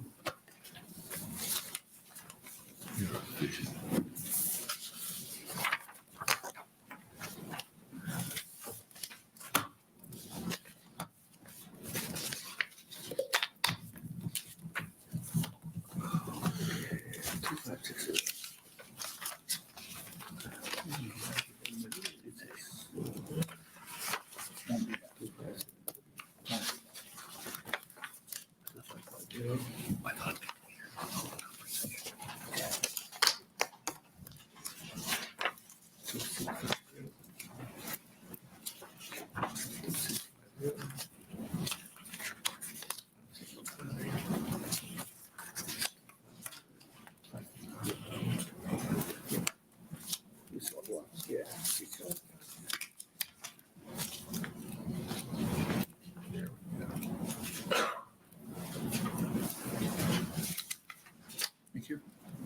Chairman.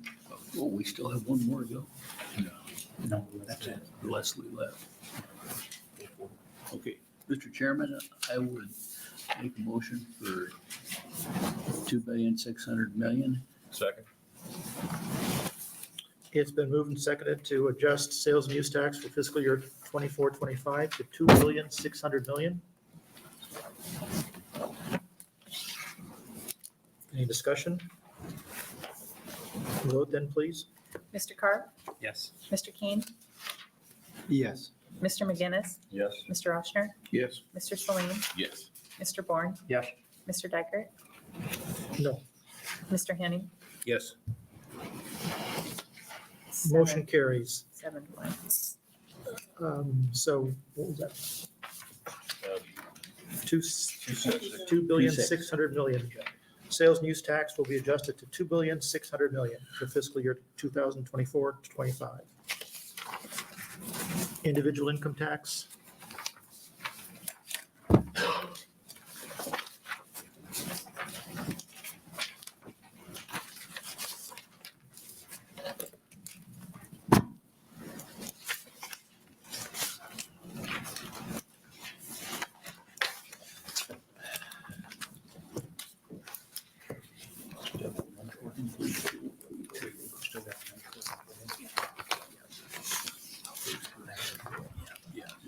Yeah. The whole thing is full.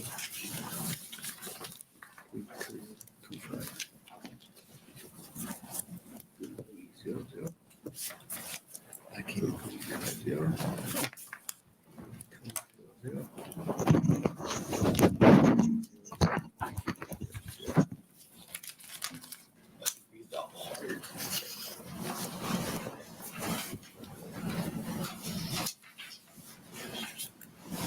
Move 3275. Second. It's been moved and seconded to set individual income tax for fiscal year 2024-25 to $3,275,000,000. Discussion? Second. Oh, or do you have a second? Yeah, we have a second. Okay. Discussion? Vote then? Mr. King? No. Mr. McGinnis? Yes. Mr. Oshner? Yes. Mr. Celine? Yes. Mr. Bourne? Yes. Mr. Dykert? No. Mr. Henning? Yes. Mr. Carp? No. 5-3. Vote carries. Individual income tax for fiscal year 2024-25 will be revised to $3,275,000,000.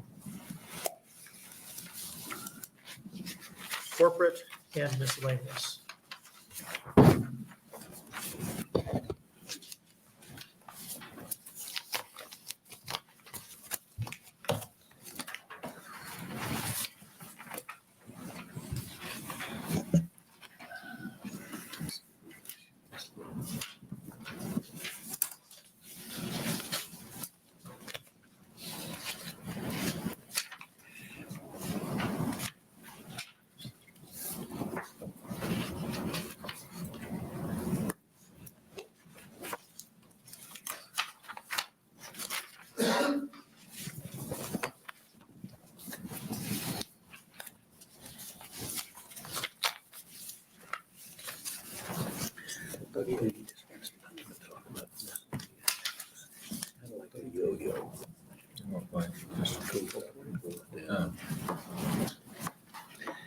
It's kind of like stuff I've got in the Otis elevator. Goes up, comes down. It hits me in the nose.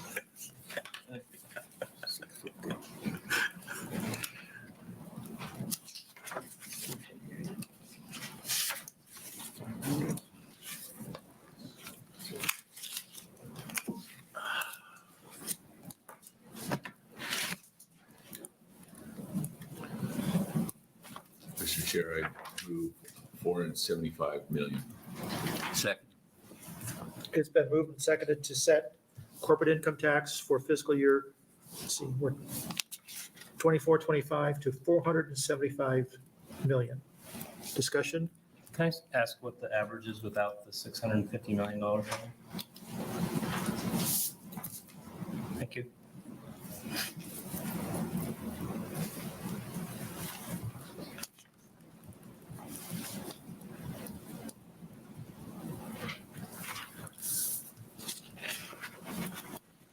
Any other discussion? Roll call vote then? Mr. McGinnis, Yes. Mr. Oshner, Yes. Mr. Celine, Yes. Mr. Bourne, No. Mr. Dykert, No. Mr. Henning, Yes. Mr. Carp. No. Mr. King, No. it's a tie. It's a tie. Flip it, doesn't carry. Need another motion? So, and we need another motion. I'd move 480 million. Second. Any discussion? What was the dollar amount? 480. And what was the previous motion? 475. Oh.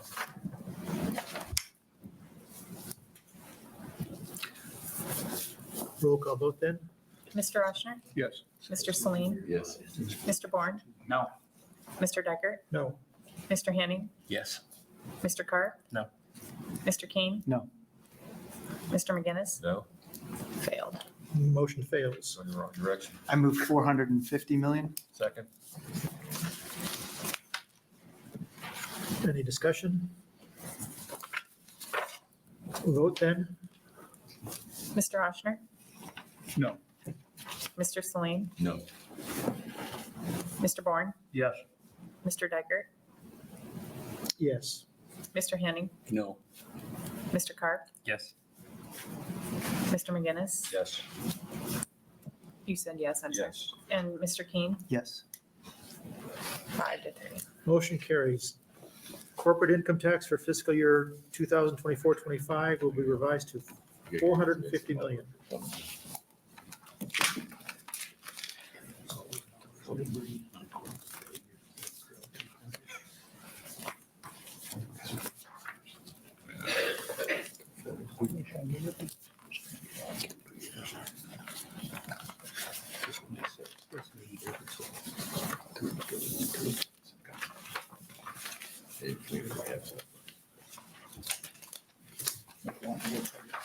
Yeah. Thank you.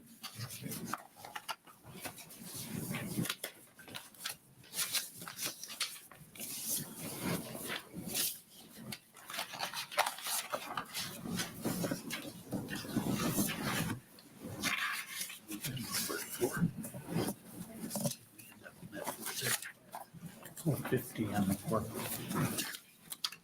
Mr. Chairman, I move 230 million. Second. It's been moved and seconded to set miscellaneous taxes for fiscal year 2024-25 at 230 million. Any discussion? Vote then, please. Mr. Celine, Yes. Mr. Bourne, Yes. Mr. Dykert. Yes. Mr. Henning, Yes. Mr. Carp, Yes. Mr. King, Yes. Mr. McGinnis, Yes. Mr. Oshner. Yes. Motion carries. Miscellaneous taxes for fiscal year 2024-25 will be set at 230 million. That gives us a total of 6,555 million. Entertain a motion. So moved? Second. It's been moved and seconded to adjust total net receipts for fiscal year 2024-25 to 6,555 million. Vote please. Mr. Bourne, Yes. Mr. Dykert, Yes. Mr. Henning, Yes. Mr. Carp, Yes. Mr. King, Yes. Mr. McGinnis. Yes. Mr. Oshner, Yes. Mr. Celine, Yes. Motion carries. Net receipts for fiscal year 2024-25 will be revised to 6,555 million. Next on the agenda is to set the date for our next meeting. And as you can see on the agenda sheet, there are two possible dates. I like Monday, but I can do either one. I think Leslie had problems with Monday, but What's the date? Leslie, So I- you, so Leslie and Steve have problems with Monday. I'd move the 24th then. Okay, so it's been moved to have our next meeting date, February 24th. Same here. Any discussion on that? Vote then, please. you have a second? I missed it. Oh, Second. yeah, Okay. Mr. Bourne, Yes. Mr. Dykert, Yes. Mr. Henning, Yes. Mr. Carp, Yes. Mr. Kane, Yes. Mr. McGinnis, Yes. Mr. Oshner, Yes. Mr. Celine. Yes. Our next meeting date will be Friday, February 24th.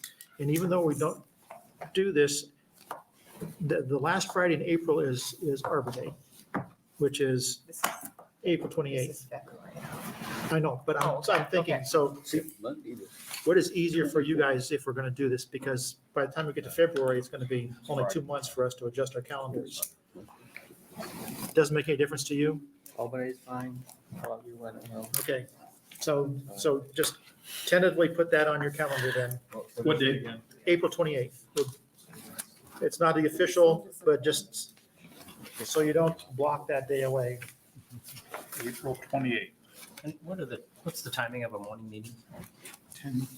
Morning meeting's usually 10 Okay. You have to be done by 1. because we have to be out of here by 1 because it's a hearing day, isn't it? Will you let Leslie know about April 28th? That'll be in the minutes. You're in charge. Yeah. She tells me what to do. Any other discussion? 10 o'clock. Okay, thank everyone. Entertain a motion to adjourn. So moved. Do we want to do it? Vote, please. Okay. Let's vote. Mr. Dykert? Yes. Mr. Henning, Yes. Mr. Carp, Yes. Mr. Kane, Yes. Mr. McGinnis, Yes. Mr. Oshner, Yes. Mr. Celine, Yes. Mr. Bourne. Yes. We are adjourned. Thank you, everyone. Thank you. Thank you, Keisha. Welcome. Travel safe. And thank you, Pupo. Made it through your first one. The rest are all easy after that. Somebody Yeah, else. it's done.